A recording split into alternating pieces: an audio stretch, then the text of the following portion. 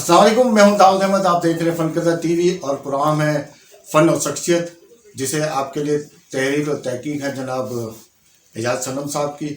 और मैं आज जिस शख्सियत से आपकी मुलाकात कराना चाहता हूं उनका नाम है असद रफ़ीक। सबसे पहले आपका बहुत बहुत शुक्रिया कि आपने हमें एक टाइम आपकी दिया। मोहब्बत है कि आप इतनी दूर तशरीफ़ लाएं। अच्छा सर, मुझे ये बताएं कि आपकी जो वजह शोहरत है वो ये है कि आप फनकारों के दरमियान और ख़ास तौर पे अली ज़ेब और ज़ेबा भाभी के बारे में, मकसद आप बड़े मशहूर हैं कि उनसे मुलाकात है और उनसे रब्ता है और उनकी हर महफिल में या उनकी हर वो जो बात जो सोशल मीडिया तक आती है और लोग जानते हैं और लोग ये जानना भी चाहते हैं कि ये सब कैसे हो गया। आप थोड़ा सा तफसील बताएं।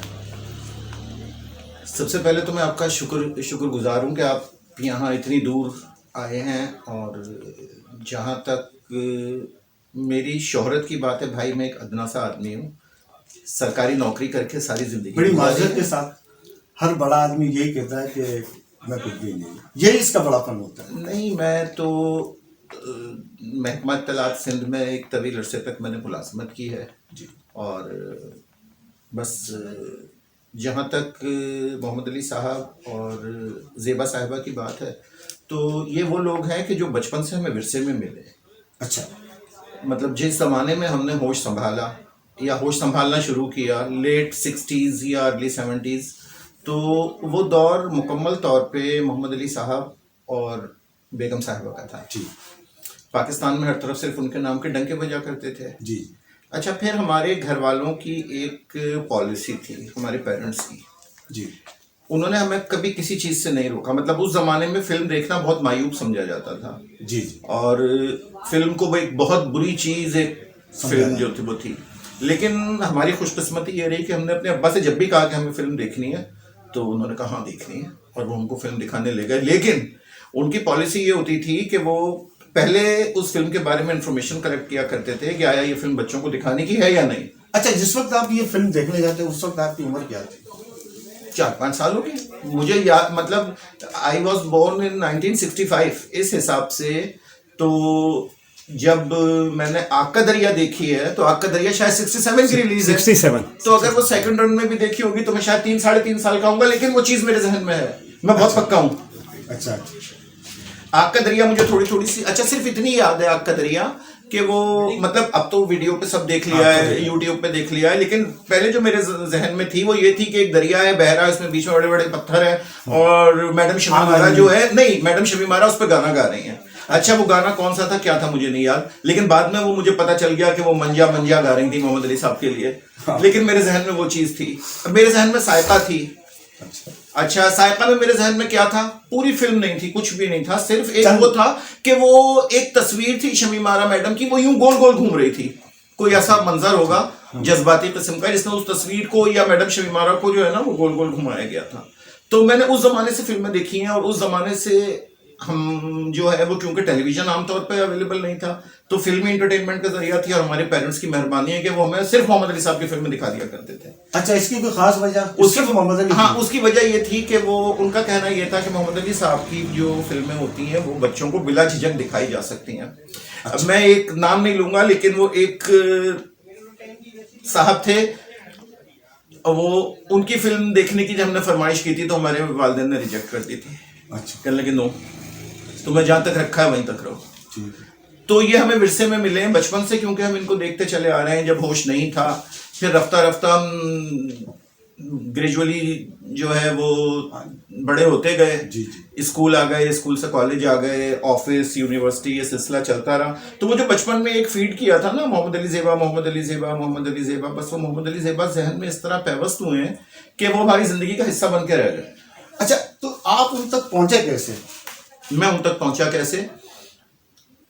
एक साहब, चलो छोड़ें, मैं आपको बताऊं, हुआ ये कि मैं सोशल मीडिया पे जो है वो बहुत सारे फनकारों के फैन पेज बने हुए थे। ठीक है।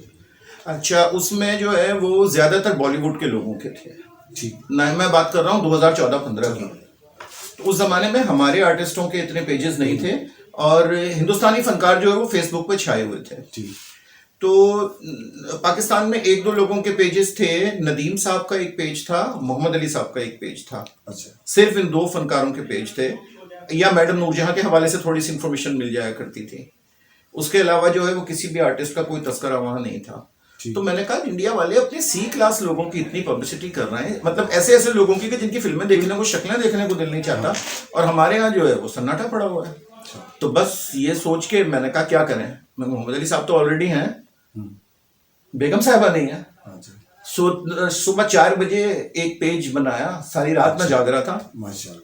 तो एक पेज बनाया द क्वीन ऑफ स्क्रीन के नाम से। अच्छा।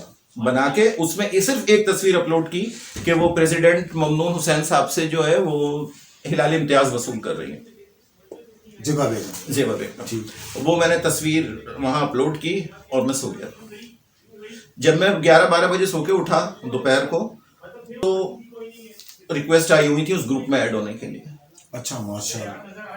Between 6 to 8 hours, that was surprisingly इतना अच्छा रेस्पॉन्स। मतलब लोग चाहते थे कि वो अपने आर्टिस्टों के बारे में इंफॉर्मेशन हासिल करें। उस जमाने में थी नहीं ना, आप जैसे आप बता रहे हैं कि लोगों की थी। और फिर स्पेशली मतलब ज़ेबा आंटी का तो एक दौर ही, एक नाम ही जो है वो काफी एक करिज्मेटिक पर्सनालिटी है। जी जी। नहीं, मेरा ये सवाल था कि आप वहां उन तक मैं कैसे पहुंचा। मैं लाहौर गया था। अच्छा, सिर्फ उनके खातिर? नहीं, उनके खातिर नहीं, पर्सनल काम से मैं लाहौर गया था। तो मैंने वहाँ सेंसर बोर्ड में कॉल की, मैंने अपना तारुफ उनको करवाया। मैंने कहा जी मैं कराची से आया हुआ हूँ और मैं सिंध असेंबली में होता हूँ, तो मुझे मैडम का नंबर चाहिए, या मुझे मैडम से मिलना है, किस वक्त ऑफिस में होती हैं। उन्होंने कहा जी मैडम से आप ऐसे तो नहीं मिल सकते, हम आपको एक नंबर दे देते हैं, आप इस नंबर पर कांटेक्ट कर लीजिए। ये नंबर आमिर बुखारी साहब का है। ठीक है। तो आमिर बुखारी साहब उनके पुराने, मतलब मोहम्मद अली साहब के ज़माने से he is just like a family member. अच्छा, ये मोहम्मद अली साहब के इंतकाल के बाद की बात? ये बात है 2016 की। फिर ये सिलसिला चलता रहा। मेरी उनसे एक मुलाकात हुई, जो मतलब ग्रुप के बाद, ग्रुप बनाने के बाद पहली मुलाकात थी। हालांकि मैं उनसे एक मर्तबा मिल चुका था। अच्छा। 2007 में मोहम्मद अली साहब के इंतकाल के बाद मैं लाहौर गया था, तो मैंने उनको असलम इलियास रशीदी साहब के थ्रू मैंने नंबर लिया था। ठीक है। तो मैंने उनसे कहा था, उन्होंने खुद ही फोन उठाया, लैंडलाइन थी अली सेब हाउस की। तो मैंने उनसे कहा कि मुझे आपसे ताज़ियत करनी है मोहम्मद अली साहब की, और मैं कराची से लाहौर आ रहा हूँ। उन्होंने मुझे कहा कि जी ज़रूर, आप कल 6 बजे मुझसे मिल लीजिएगा। जब मैं वहाँ 6 बजे, अच्छा, जब आपकी मुलाकात हुई तो सबसे पहले आपने उनसे क्या रिक्वेस्ट की या दरखास्त की, या क्या आपका सबसे पहले क्या जुमला था आपका? अच्छा, आप जिसको बचपन से देखते थे, चाहते थे, उनसे मोहब्बत करते थे, तो जब एक चाहने और मोहब्बत करने वाला जब अचानक सामने आ जाए या आप चले जाए, वो अचानक सामने नहीं आया ना। मसला ये हुआ कि जब आमिर बुखारी साहब ने मेरी उनसे बात करवा दी, तो आमना सामना तो पहली दफा हो रहा है, तो गाहे बगाहे जो है वो उनसे मेरा राब्ता होने लगा। मतलब कभी कोई स्पेशली कोई खास पोस्ट ऐसी डाल दी जो उनको बहुत पसंद आई, ठीक है, तो उन्होंने मुझे कॉल करनी है। लेकिन अच्छा कॉल करनी है आमिर बुखारी के नंबर से। अच्छा, मेरे पास उनका नंबर नहीं था। कॉल करनी है आमिर बुखारी के नंबर से, बेटा आपने ये पोस्ट बहुत अच्छी डाली है और ये बहुत अच्छा लिखा है, और मतलब वो अप्रिशिएट करती और बहुत दुआएं देती। तो उसके बाद मतलब आहिस्ता आहिस्ता एक वो होने लगा था कि मेरा उनके साथ राब्ता हो गया था। और मुलाकात क्योंकि वो एक ग्रुप बनाने से पहले हुई थी। अच्छा, तो बस वो एक दफा, मतलब पहली दफा तो मैं उनको देख चुका था। देख चुके थे। लेकिन मेरा सवाल है कि पहली दफा आपने उनसे कहा क्या? पहली दफा तो मैंने उन्होंने ही मुझे कहा आओ चांद। अच्छा, माशाल्लाह। वो जब मैं वहाँ ग्रुप बनाने के बाद जो पहली मुलाकात हुई है, जब मैं वहां गया हूँ मुकर्ररा वक्त पे, तो उनके मुंह से तो आओ चांद। तो वो बैठी हुई माशाल्लाह, अभी आप चांद ही हैं। उनकी एक मखसूस कुर्सी है। अच्छा, उनके ड्राइंग रूम में, जो बिल्कुल मतलब बाहर से जो भी आता है ना, तो वो सीधा उस पे कुर्सी पे नजर पड़ती है और वो उस पे बैठी होती है आतिशदान के साथ। और इत्तेफाक की बात है, मैं जब भी गया हूँ जनवरी में, दिसंबर में गया हूँ, तो उस आतिशदान में आग जल रही होती है और वो उसके साथ बैठी होती है। मैं आपको तस्वीर दिखाऊंगा उस चेयर की जिसपे वो। अच्छा, तो क्या बात हुई पहले? सबसे पहले जब मैं वहां गया हूँ तो उन्होंने मुझे देखते ही कहा आओ चांद तुम 5 मिनट लेट हो। अच्छा, तो मुझे उस दिन एहसास हुआ कि वो वक्त की बहुत पाबंद है। और उसके बाद मेरा उनसे जब भी मुलाकात का टाइम सेट हुआ है ना, तो मैं वक्त से 2 मिनट पहले पहुंच जाता हूँ, माशाल्लाह। क्योंकि उन्होंने मुझे आओ चांद तुम 5 मिनट लेट हो पहले दिन ही कह दिया था। फर्स्ट इम्प्रेशन आपको ठीक। तो